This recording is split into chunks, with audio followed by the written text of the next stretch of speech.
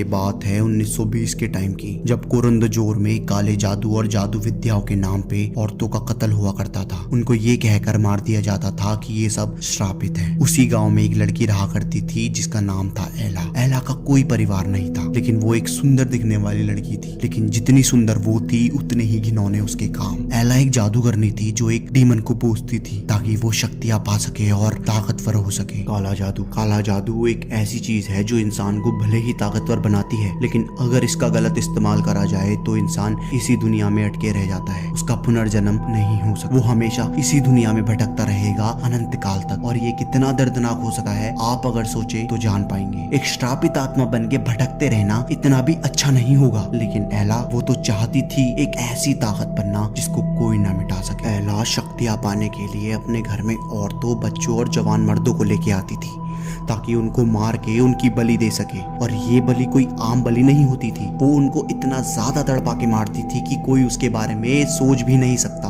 वो लोगों को इतनी क्रूरता से इसलिए मारती थी ताकि डीमन जल्दी उससे खुश हो जाए और उसको ताकत दे दे। वो छोटे बच्चों को कच्चा भी खाती थी ताकि वो उस शक्ति को संभालने के काबिल बन पाए। वो बिना मरे ही इतनी दुष्ट आत्मा थी कि मरने के बाद वो क्या बन सकती थी ये कोई भी आराम से जान पाएगा। लेकिन ये सिलसिला ज्यादा दिन नहीं चल पाया। जब लोगों के गायब होने की खबर फैलती गई तो लोगों को एला पर शक हुआ। और ये सच हकीकत में तब बदला जब लोगों ने अपनी आंखों के सामने एला को एक जिंदे इंसान को बीच में से काटते हुए देखा। इतनी बेरहमी कोई इंसान तो नहीं कर सकता था। सभी गांव के लोगों ने ये देखने के बाद एला को टुकड़ों में काट दिया और उसको तड़पते हुए मरने को छोड़ दिया उसी घर में। जब एक पूरी इंसानी आत्मा एक दर्दनाक मौत मरती है और उसकी उम्र पूरी नहीं होती, उसने बहुत बुरे काम करे होते हैं, ऐसी रूह एक शैतानी शक्ति का रूप लेती है। और एला वो मरने के बाद भी नहीं रुकी। वो लोगों को मारती रही। वो एक डीमन बन चुकी थी, इतनी ताकतवर बन चुकी थी कि वो भटकती आत्माओं को अपने वश में कर सकती थी। और उस गांव में तो वैसे भी इतने ज्यादा खून हुए थे। उस बुरी रूह एला ने वहां रहने वाले सभी बच्चों और जवान लोगों को मौत के घाट उतार दिया। सक्यूबस नाम की डीमन थी एला। एक ऐसी डीमन जो लोगों की इच्छा के साथ खेलकर